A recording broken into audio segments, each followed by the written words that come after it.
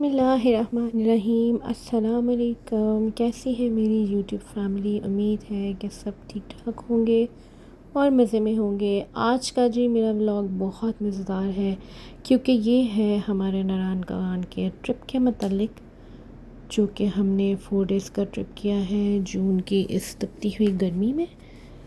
तो जी पहले हम स्टार्ट करते हैं पैकिंग से। यहाँ पर तो है मैं बच्चों का बैग जो है वो पैक करी और अपने हस्बैंड का।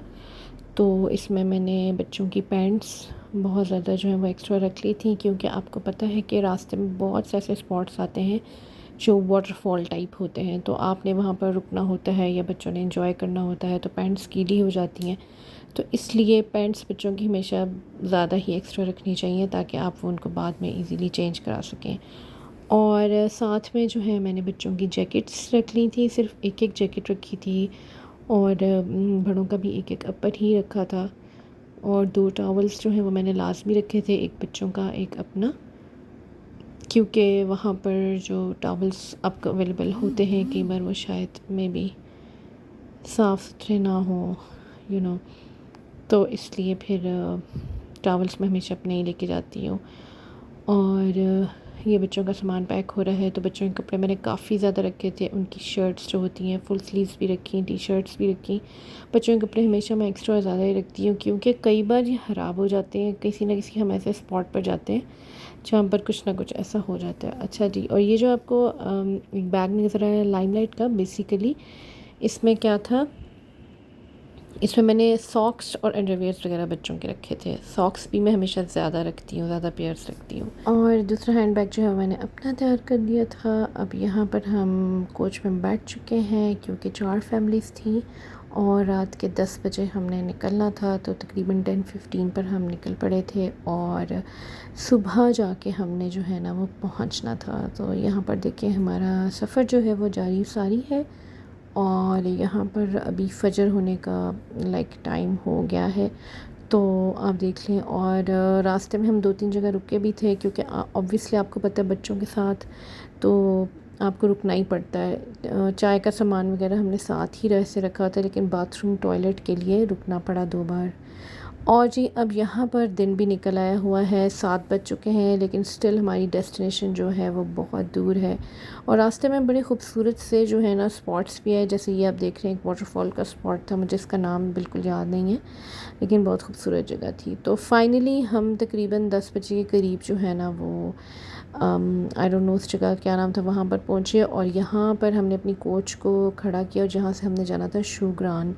और शुग्रान जो है वो बिल्कुल माउंटेन टॉप है, और अगर आप अपनी गाड़ी पे जाते हैं, जैसे कि हम पहले 2-3 बार जा चुके हैं, तो अपनी गाड़ी पे ही जाते हैं। लेकिन अब चूँकि कोच थी तो कोच चढ़ नहीं सकती, कोच बड़ी होती है, तो जीप्स करवाई थी और जीप्स पे ही हम जो है ना वो ऊपर जा रहे थे। और जीप का सफ़र बहुत ज़्यादा हेक्टिक होता है, आप सबको ही पता है। अपनी गाड़ी में आप फिर भी थोड़ा आराम से जा सकती, क्योंकि रास्ते इनके बिल्कुल ख़राब हैं। और शुक्रान जाकर हम अपना होटल जो है वहाँ पर हम स्टे करके आधा घंटा आराम करके फिर हम यहाँ से सीढ़ी पाए आ गए थे।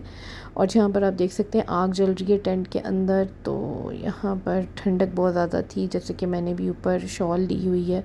और शुक्रान में नॉर्मल ठंड थी, लेकिन सिरपाए में बहुत ज़्यादा ठंडक थी और ठंडी यख हवा चल रही थी, बिल्कुल हड्डियों में घुसने वाली। तो जैकेट्स मैंने बच्चों की साथ पकड़ ली थी, और जैसे ही जीप ने हाफ़ डिस्टेंस जो है वो कवर किया था, तो हमने बच्चों को जो है वो जैकेट्स पहना दी थी।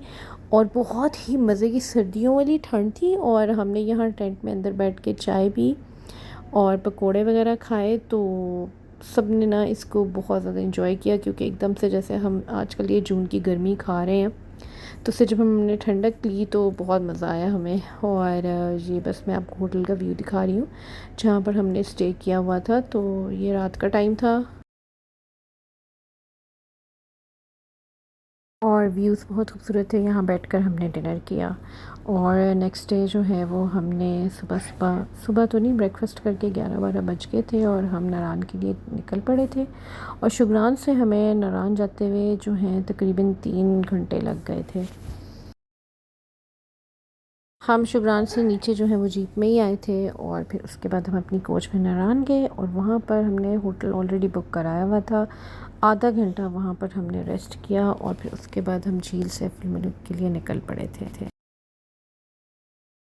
अच्छा, झील सैफ अल मलूक की राइड भी बिल्कुल सेम वैसी ही है जैसे हमने पहले जीप राइड ली थी। हम जीप पर गए थे और बहुत बम्पी राइड थी और बहुत डेंजरस। मतलब डेंजरस तो चले आप कम कह सकते हैं, लेकिन मतलब हशर हो जाता है आपकी बॉडी का।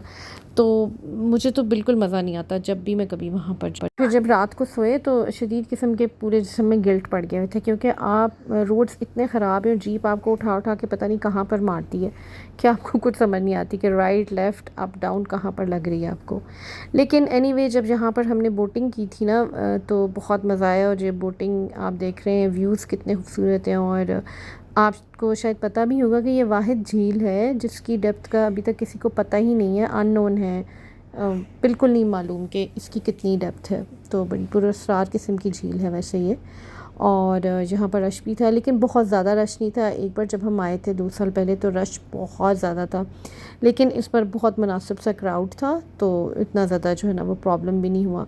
और यहाँ पर भी बोटिंग करते हुए ठंडक बहुत ज़्यादा थी, तो सबने जैकेट्स पहनी। हमने चाय पी, वापसी पर गरमा गरम पकोड़े खाए, बहुत मज़ा आया। फिर यहाँ से वापस आकर हमने थोड़ी देर रेस्ट किया था। फिर हम सब बाज़ार के लिए निकल पड़े। जैसे मरी का मॉल रोड है बिल्कुल वैसे ही ये नारान का बाज़ार है। और यहाँ पर आप देख सकते हैं कि रात के टाइम ठंडक थी तो सब ने जैकेट्स वगैरह पहनी थी। वैसे मॉर्निंग में बिल्कुल ठंड नहीं थी, सिंपल नॉर्मल लॉन के कपड़े ही चल रहे थे। और यहाँ पर इनके डिफरेंट किस्म के वही हैंडमेड हैंड बैग्स हैं और बहुत सी चीज़ें थी, हैट्स, टोपियाँ, जो भी कल्चरल चीज़ें भी थी। लेकिन एक चीज़ जो मुझे बहुत इनकी पसंद आई ना, वो थी इनकी ज्वेलरी। और ज्वेलरी की एक तो वैरायटी बहुत ज़्यादा थी, और ज्वेलरी यहाँ पर बिल्कुल भी एक्सपेंसिव नहीं, बहुत लो कॉस्ट में आपको इतनी इतनी प्यारी और इतनी खूबसूरत ज्वेलरी मिल जाती है ना। तो मैंने काफ़ी ज़्यादा ज्वेलरी की शॉपिंग की। और ये आप देख रहे हैं कुछ डिफरेंट किस्म के वो थे, क्लच थे और हैंड बैग्स थे। ये सारा इन्होंने हैंडमेड जो है ना इसको किया हुआ है, वो साथ साथ बता भी रहे थे। तो काफ़ी मज़े मज़े की चीज़ें भी थी। तो जी ये आपके सामने आ गई है प्यारी प्यारी डिफरेंट सी ज्वेलरी। हर तरह की चीज़ थी, चूड़ियाँ थी और कड़े थे, ब्रेसलेट्स थे, पाजेब थी। और ब्रेसलेट्स तो बहुत ही ज़्यादा प्यारे प्यारे थे, डिफरेंट तरह की वैरायटी थी, टॉप्स और इयररिंग्स और एवरीथिंग। और फिर उसके बाद सबको भूख लग चुकी थी तो हम खाना खाने के लिए निकले। तो यहाँ पर लाइव किचन चल रहा था, तो मैंने इसका बस छोटा सा एक वीडियो क्लिप बना दिया था। और भूख भी खूब लग रही थी, तो यहाँ से हमने खाना वगैरह खाया। और खाने से फारिग होकर एक जगह गुलाब जामुन का स्टॉल था, और ये इसके नीचे हल्का सा जो ना चूल्हा जल रहा होता है, बहुत ही मज़े के गर्मा गर्म और ज़बरदस्त टेस्टी किस्म के डिलीशियस गुलाब जामुन थे।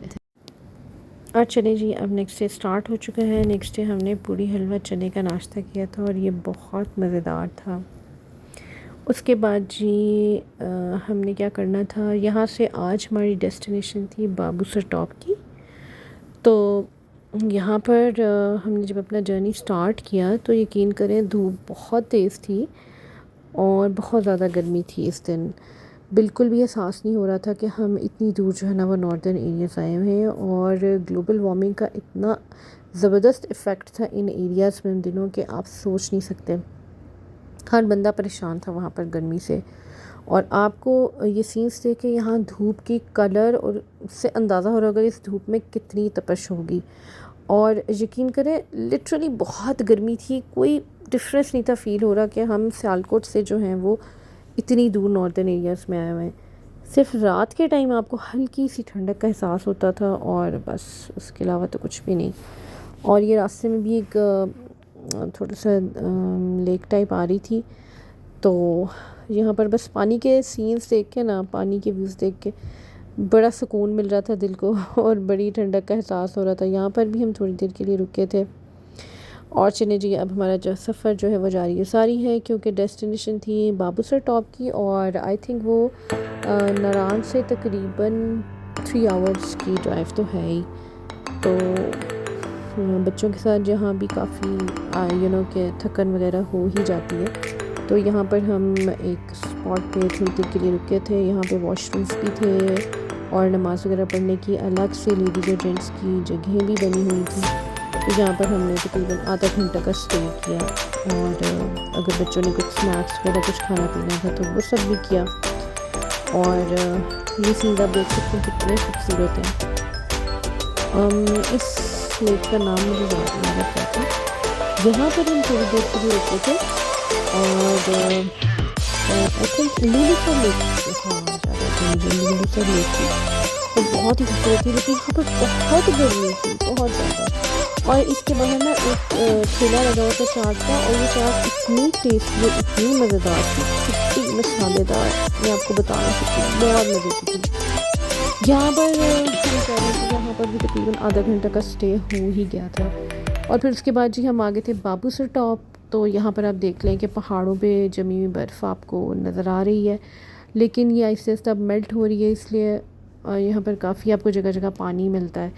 और दूसरी बात ये कि सिर्फ यहाँ पर आपको जब हवा चलती है तो ठंडक महसूस होती है, क्योंकि पहाड़ों पे भी बर्फ़ जमी है। तो चलें जी, ये अब वो हमारा थकन भरा दिन जो है वो ख़त्म हो चुका था, और ये नेक्स्ट डे के क्लिप्स आप देख रहे हैं।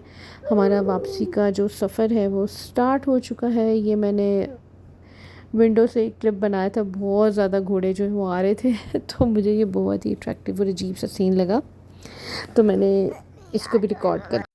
और वापसी पे जो है ना बहुत ज़्यादा ट्रैफिक जैम था, बहुत ज़्यादा।